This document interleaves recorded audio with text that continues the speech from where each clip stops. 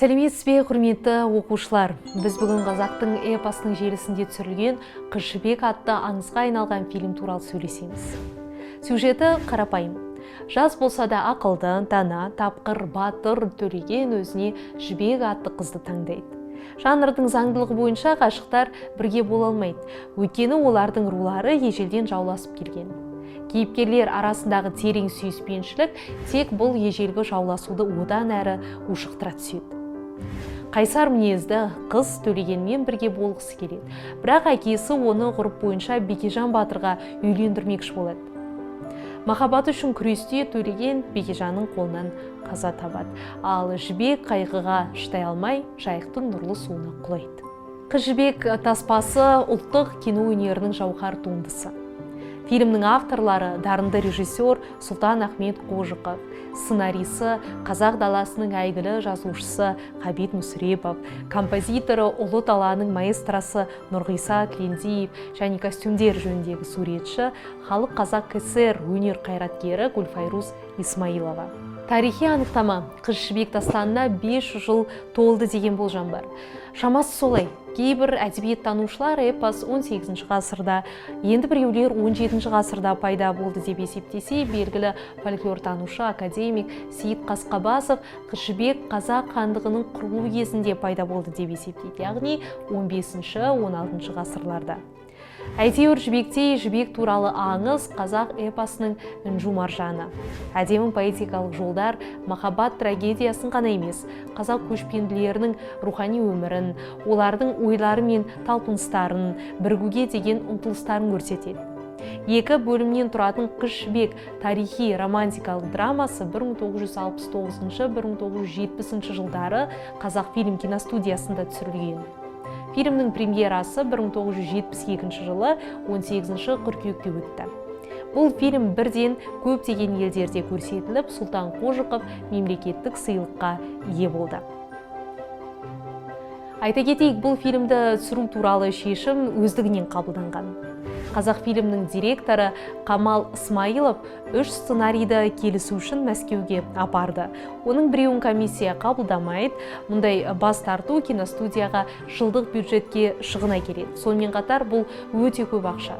Сонда режиссер Ғабит Мүсірепов жазған «Гәкку» сценарийін есіне алады. Енді бәрі ойдағыдай болады. Камера, дыбыс, мотор. Қазақтың Ромео мен Джульеттасының махаббат хикаясы туралы фильмнің түсірілімі тек кинематографиялық ортада ғана үлкен толқу тудырмай қойған жоқ. Түсірілім басталған күннен бастап фильм шын мәнінде танымал болды. Фильмге күтпеген жерден антиквариат керек болып, барлық ауылдан келген адамдар үйлерінен антиквариат тұрмыстық заттарды киностудияға сыйлық ретінде әкелді. Балалар, мына эпизодқа назар аударыңыздаршы. Жібек атқа мініп шауып келе жатып, әшекейлерін шашып жібереді. Бұл әшеке бұйымдар жасанды емес, нағыз күміс әшекейлер. Қыз жібек алғашқы минуттардан-ақ баурап алады. Фильмде бәрі тамаша. Актерлық ойын, табиғат, костюмдер, түсірілім барысында әрбір қатысушының еңбегі көзге түседі. Нұрғиса Тілендиев фильмге әсерлі музыкалық фон жасады. Әр көріністің, әр кадрдың өз әуені бар. Музыка тіпті түсірілім алаңында нағыз сиқырлы құбылыс жасады. Соның айғағы ретінде мен сіздерге мынандай бір оқиғаны айтып берейін. Фильмде аққулар түскен сахна бар. Сол аққуларды хайуанаттар бағынан түсіру үшін әкелгенде, олар бірден жағалаудан жүзіп кеткен.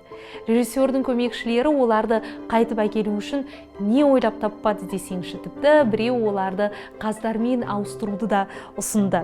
Бір кезде оператор Нұрғиса Тілендиевтің аққу күйімен түсірілген жазбасын қосады.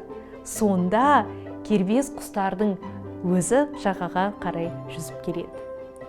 Ежелгі заманның атмосферасын құру үлкен күш-жігерді қажет етті. Кино түсіру тобының жұмыс күні таңғы 6-да басталып, өте кеш аяқталды. «Қыз жібекте» қазақ кинематографиясының бүкіл бояуы жинақталған. Актерлер ойнамайды, экранда өмір сүреді. Барлық кейіпкерлер жарқын және харизматикалық. Басты рөлдерді сомдаған дебютант актерлер Құман Тастанбеков пен Меруерт Өтекешева, Кененбай Қожабеков, Ыдырыс Ноғайбаев, Асанәлі Әшімов, Әнуар Молдабеков, Фарида Шәріпова, Сабира Майқанова сынды корифейлердің қасында ойнайды. Бекежан рөлінде Асанәлі Әшімов тамаша көрінді. Әрине, ол қазақ киносының тарихындағы басты антиқаһарманды жасады.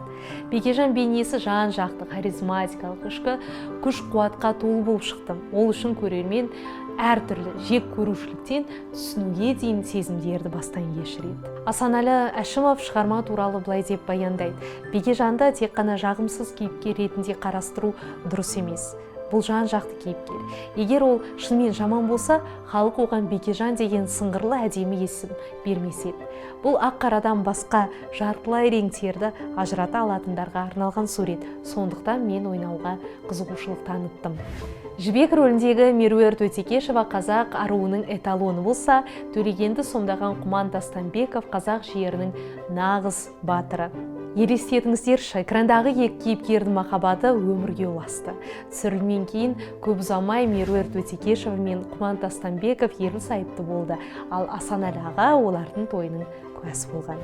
Айтпақшы, режиссерлер бас кейіпкерді кім сомдайтынын ұзақ шешті. Кәсіби актрисалар мен жүздеген қарапайым қазақ қыздары Жібек рөлін армандады.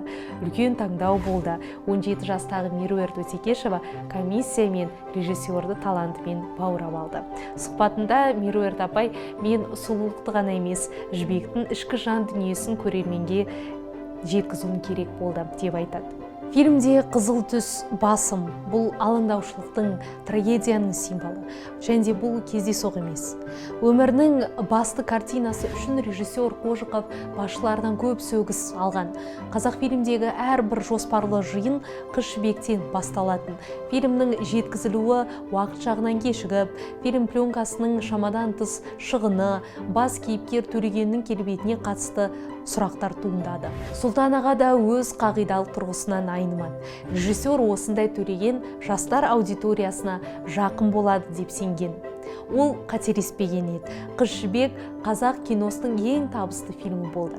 Көрермендер қарапайым адамгершілік құндылықтарын және режиссердің ойлап тапқан романтикалық әлемін қуана қабылдады. Қазіргі заман тілімен айтқанда, тамаша продюсерлік шешім. Жібек пен Төлеген образдары күні бүгінге дейін үлгі. Уақыт қалай өзгерсе де бұл бейнелер ғасырлар бойы сақталады. Фильмге негіз ретінде алынған халық эпосының нұсқалары көп.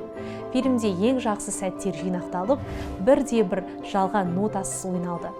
Фильм құрушылар қазақ фольклорына толы музыкалық фильм ұсынды. Жергілікті табиғаттың әсемдігі, ұлы тұлғалардың жан дүниесі, тарихы зор жылылықпен көрсетілді. Осымен сабағымыз аяқталды. Енді әдеттегідей сіздерді сұрақтар күтеді. Қыз Жібек фильмінің премьерасы қашан болды? Жібек рөлін сомдаған актрисаны атаңыз. Қыз Жібек фильмінің сценарийінің авторы кім?